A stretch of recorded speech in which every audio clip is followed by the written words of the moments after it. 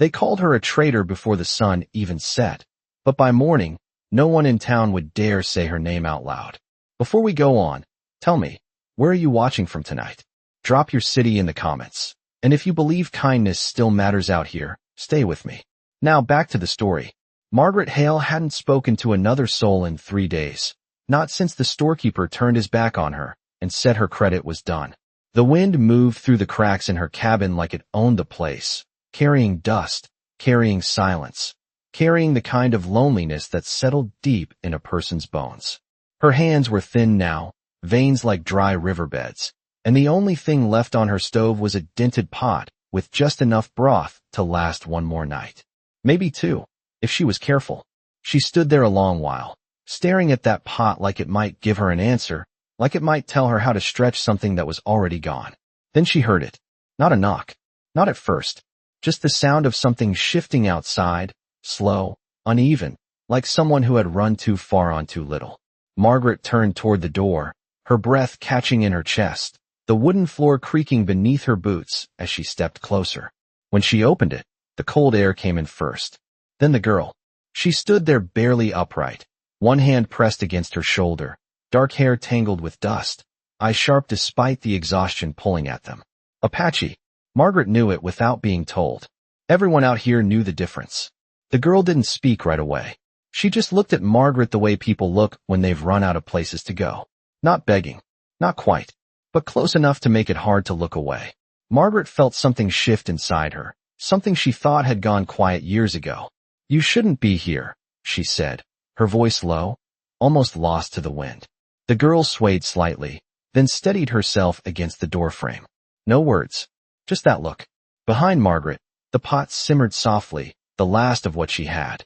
She glanced back at it, then back at the girl. A long second passed. Then another. Out here, choices weren't big. They didn't come with speeches or warnings. They came quiet, simple, and they stayed with you. Margaret stepped aside. Come in. The girl hesitated, just for a breath, then crossed the threshold. Inside, the cabin felt smaller somehow, like it knew there wasn't enough to share. Margaret moved to the stove, picked up the bowl she used every night, and filled it. Not halfway, not careful, all of it. The last of the broth, poured slow, steam rising into the dim light. She carried it over and held it out.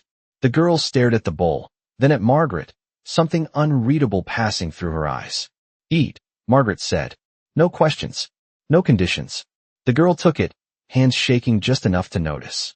Outside, the wind shifted, and somewhere far off, something moved across the land that Margaret couldn't yet see. The girl did not finish the soup all at once.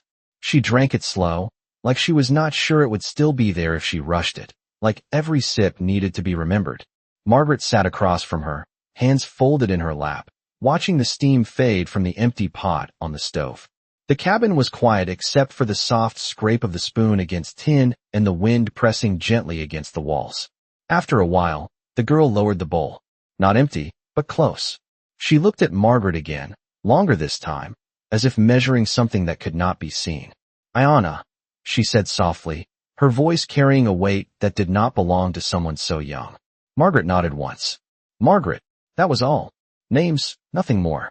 Out here, names were enough to carry a lifetime if you let them. Ayana set the bowl down carefully, like it mattered, like it meant something beyond food. Then she reached into the fold of her worn clothing and pulled out a small piece of leather tied with a thin cord. She held it for a moment, hesitating, then placed it gently on the table between them. Margaret did not touch it. Not yet. She only looked. The leather was worn smooth, edges darkened by time, and there was something stitched into it, something careful, something deliberate. For you, Ayana said. Margaret shook her head slightly. You keep it.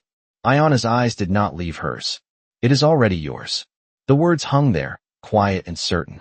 Margaret felt a strange weight settle in her chest, something she could not name.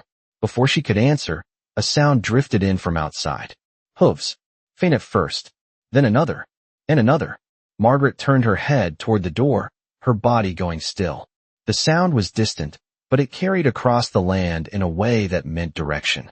Purpose. Ayana heard it too. She stood slowly, not with fear, but with something else. Something like recognition. Margaret rose to her feet, her joints protesting, her eyes narrowing toward the horizon she could not yet see. "You expecting someone?" Margaret asked, though she already knew the answer. Ayanna did not reply. She only moved closer to the door, placing her hand lightly against the wood, as if feeling the rhythm of something approaching through it. Outside, the wind shifted again, carrying dust across the yard, brushing against the old fence posts that leaned like tired men. The hoofbeats grew clearer. Not many. Not yet. But enough to change the air. Margaret stepped beside Ayanna, her hand hovering near the latch. "If they are looking for you," she said quietly, "you go out the back. There is a trail that leads past the creek about half a mile north." Ayanna turned her head slightly, just enough to look at Margaret from the corner of her eye. "No," she said, calm, steady. Margaret frowned. "No."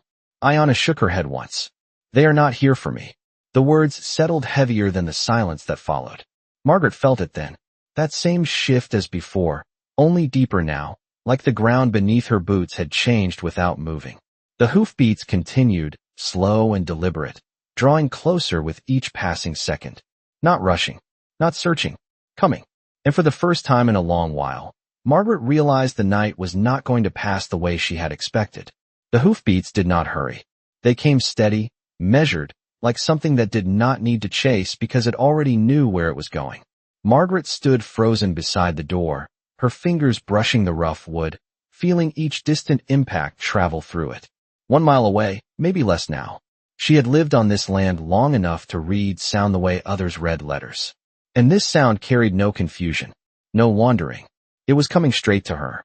Ayanna stepped back from the door, her shoulders no longer slumped with exhaustion. The girl who had stumbled into the yard an hour ago was gone. In her place stood someone quieter, stronger, not larger in body, but in presence, like a shadow that had found its shape. Margaret noticed it without fully understanding it. "How many?" Margaret asked, her voice low, almost swallowed by the wind outside. Ayanna did not answer right away. She tilted her head slightly, listening, the way one listens to rain before deciding whether it will pass or stay. "Enough," she said at last. That word did not comfort Margaret. It did the opposite. She moved to the small window beside the door, pushing aside the thin curtain with 2 fingers. The horizon was still empty, but the dust was not.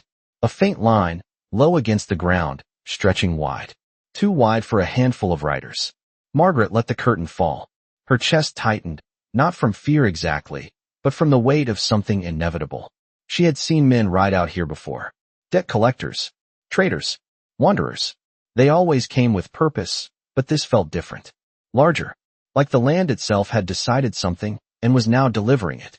Behind her, Ayanna picked up the small leather piece from the table and tied it gently around her wrist. The movement was careful, almost ceremonial. Margaret watched without turning fully around. "You said they are not here for you," Margaret murmured. "Then who are they here for?" Ayanna looked at her, and for a moment, something softened in her eyes. Not weakness, not apology, something closer to understanding. "For what was given," she said. Margaret frowned slightly. "I gave you soup." Ayanna nodded once. "Yes." The word settled deeper than it should have. Outside, the hoofbeats grew louder. No longer distant. Individual now. Margaret could hear the rhythm of each horse, the weight of each step pressing into the earth like a drumbeat. Not chaotic. Not rushed. Ordered. She stepped back from the window and reached for the old chair near the table, pulling it slightly, as if preparing for something she could not name. "If they mean trouble," Margaret said slowly, "I do not have much to offer them." Ayanna's lips curved just enough to suggest something that might have been a smile, though it carried no lightness. "They do not come for what you have," she said. "They come for what you did." Margaret let out a quiet breath, the kind that comes when a person realizes they are already past the point of choosing. The sound of hooves reached the edge of her yard, close enough now that the ground beneath the cabin seemed to hum. Margaret straightened her back, her hands settling at her sides, empty but steady. She did not move toward the door. She did not step away from it either. She simply stood there, waiting, as the first shadow of a rider passed across the thin line of light beneath the door. The first knock did not come from the door. It came from the ground itself, a low, steady tremor as hooves settled into the dirt outside Margaret Hale's cabin. Then silence. Not the empty kind she had lived with for years, but a full silence, heavy, as if the air itself was waiting. Margaret did not move. Neither did Iona. The shadow beneath the door shifted once, then stilled. Whoever stood out there was not in a hurry. That alone told Margaret more than any raised voice ever could. Slowly, she reached for the latch. Her fingers paused just short of it. "You do not have to open it," Iona said quietly. Margaret let out a breath that barely made a sound. "If they came this far," she replied, "they are not leaving because I hide." Her hand closed around the latch, and she pulled the door open.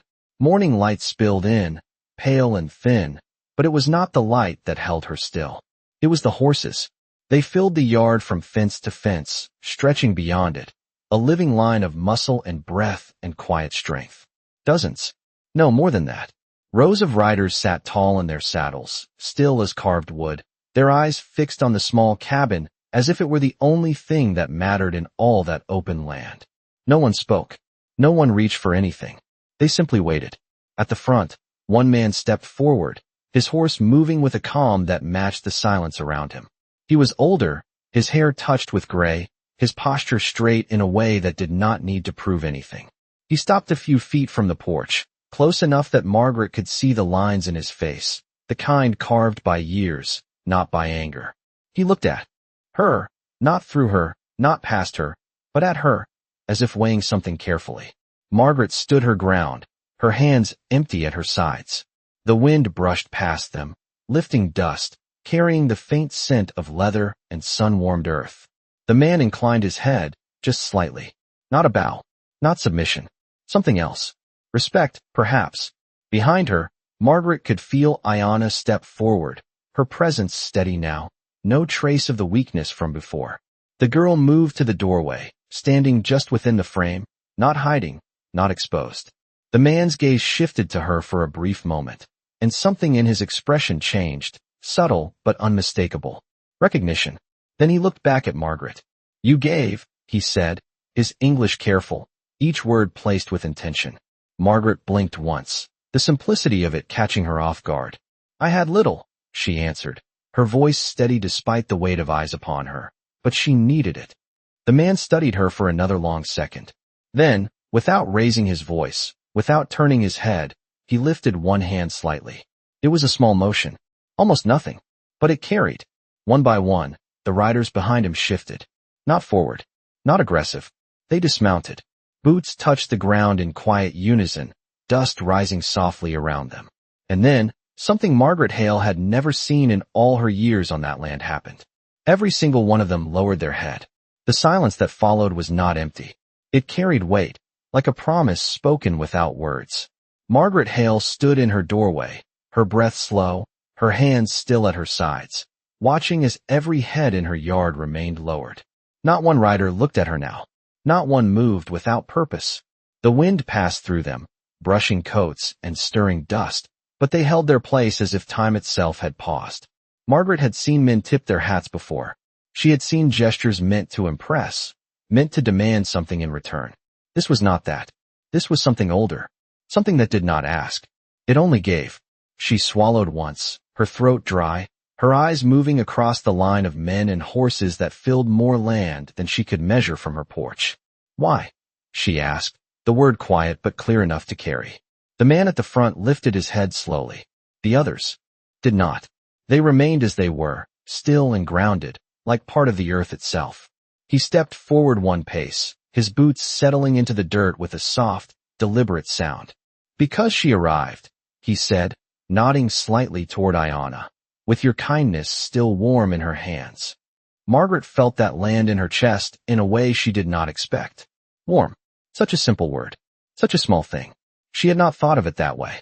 Behind her, Iona moved closer, stepping out onto the porch now, standing beside Margaret, but not in front of her.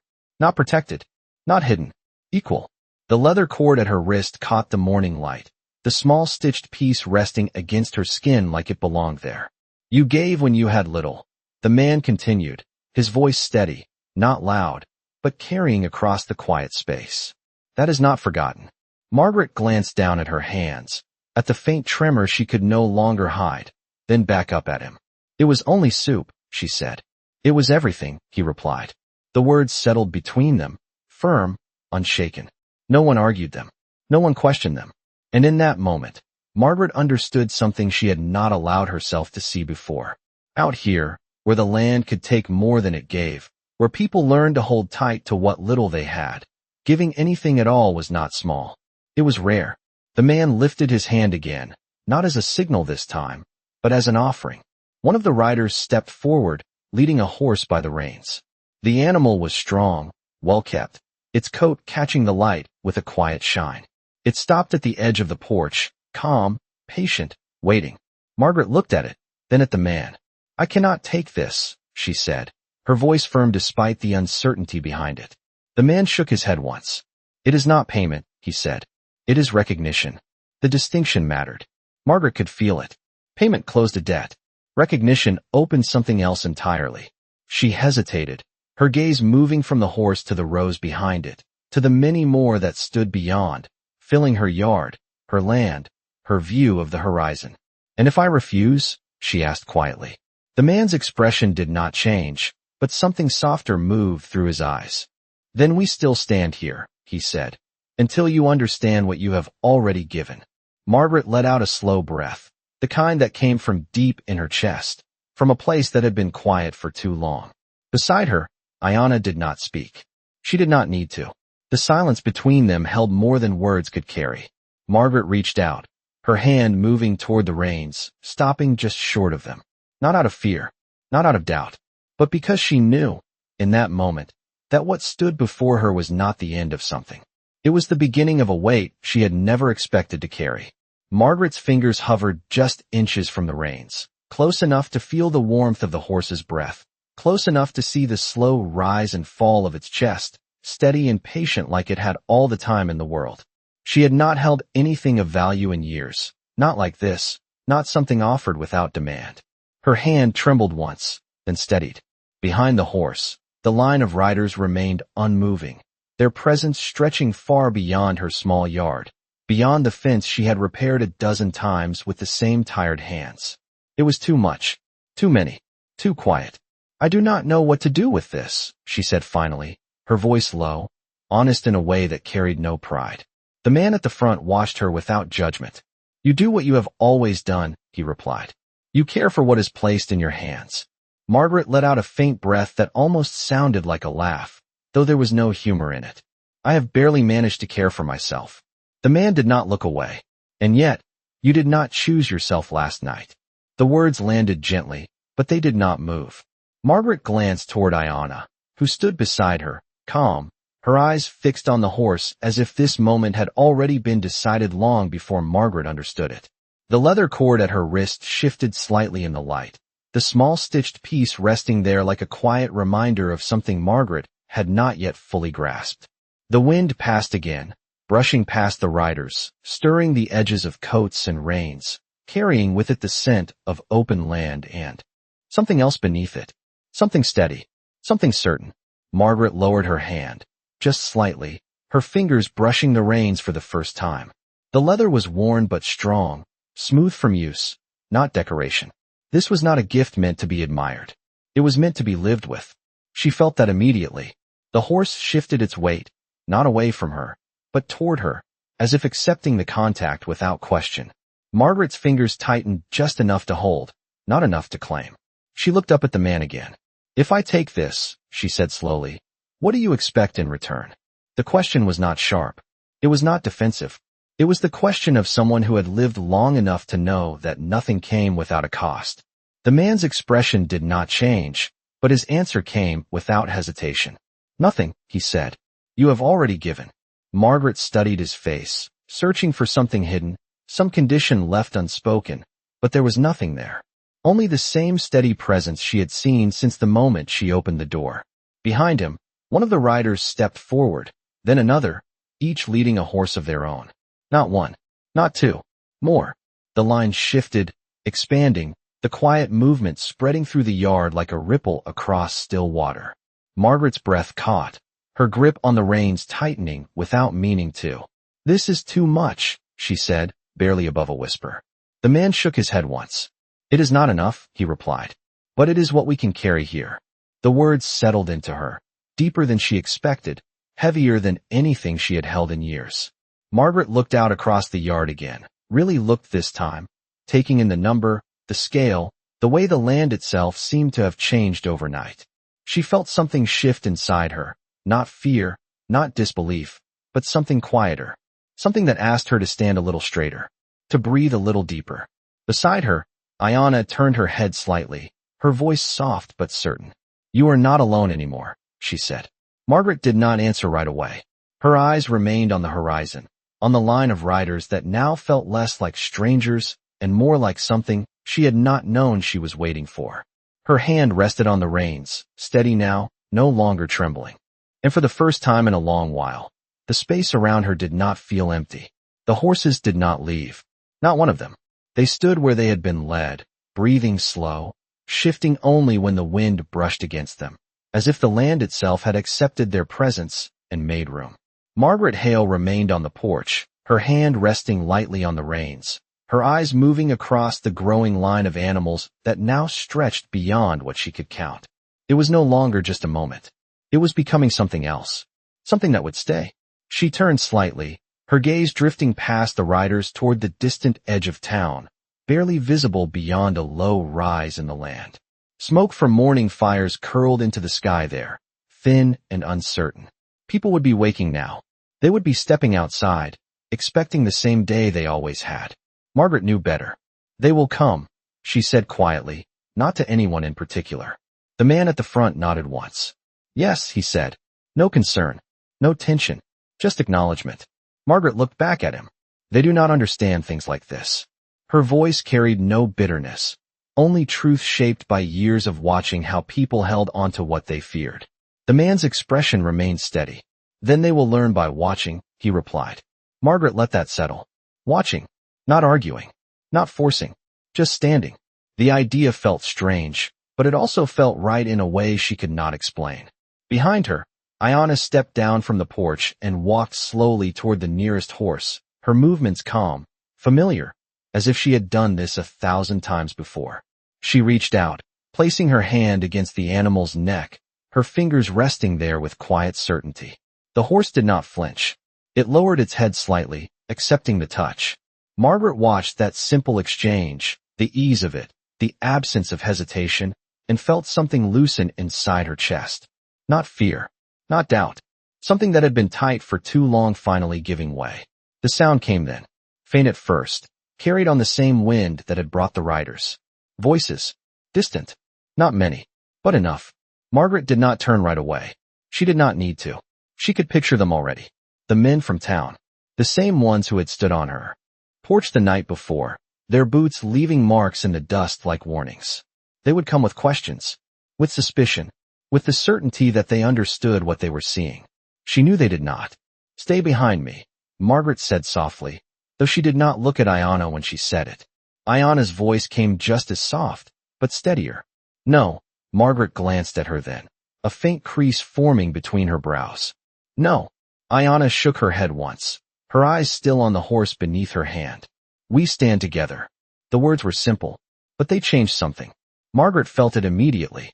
Not protection, not burden, something shared. She straightened slightly, her shoulders lifting, her grip on the reins firm but no longer uncertain. The voices grew louder now, closer. The first figures appeared over the rise, silhouettes against the morning light, slowing as they reached the edge of what they could see. And then they stopped. Not one of them stepped forward. Not one spoke. They stood there, looking out over the yard that no longer belonged to a single widow. The wind moved between both sides, carrying dust, carrying silence, carrying something neither side had expected to face. Margaret Hale did not step back. She did not call out. She simply stood, one hand resting on the reins, the other at her side, her eyes steady as she met the gaze of men who, for the first time, did not know what to say. No one crossed the invisible line. The men from town stood at the rise, their boots planted in the dirt as if the ground itself had told them to stop. Their eyes moved over the horses first, then the riders, then finally to Margaret Hale standing on her porch like she had never moved from it at all. The wind carried no voices now, only breath, only the quiet shift of leather and dust. One of the men stepped forward half a pace, then stopped again, his confidence thinning in a way that had nothing to do with fear and everything to do with not understanding what he was seeing. Margaret recognized him. Same coat, same posture, same man who had stood on her porch the night before, speaking like the world belonged to him. Now he said nothing. He only looked. Margaret did not speak either. She did not need to. The reins rested in her hand, steady, the horse beside her calm as if it had always been there. Behind her, Ayanna stood with one hand still resting against the neck of another horse, her presence quiet but unshaken. The riders did not turn toward the men from town. They did not react at all. They remained as they had been, grounded, patient, present. That silence stretched, long enough for discomfort to grow, long enough for certainty to begin to slip away from those who had arrived expecting answers. The man at the front of the riders shifted his gaze, not toward the men, but toward Margaret. He did not ask for permission. He did not announce anything. He simply spoke, his voice carrying just enough to reach the edge of the rise. She gave when there was nothing left to give. The words were not loud, but they carried further than any raised voice could have. The men on the hill heard them. Margaret saw it in the way their shoulders changed, in the way their stance lost something it had held before. Not power. Something else. Assumption. The man continued, still not looking at them. So we stand where she stands. No one moved after that. No one argued. No one stepped forward to challenge what had just been said. The statement did not ask for agreement. It did not demand acceptance. It simply existed. Margaret felt it settle into the ground beneath her boots, into the boards of her porch, into the air between her and the men who had once spoken for this place. She did not turn to look at them again. She kept her eyes forward, her posture unchanged, her presence no longer something small that could be overlooked. Time passed, not measured in minutes, but in breaths. The kind that slowed down when something important is happening. One of the men on the rise shifted his weight again, then lowered his gaze, not fully, not like the riders had done, but enough. Enough to be seen. Another followed. Then another. Not in unison. Not as a show. Quietly. One by one. Margaret noticed. She did not react. She only held her place.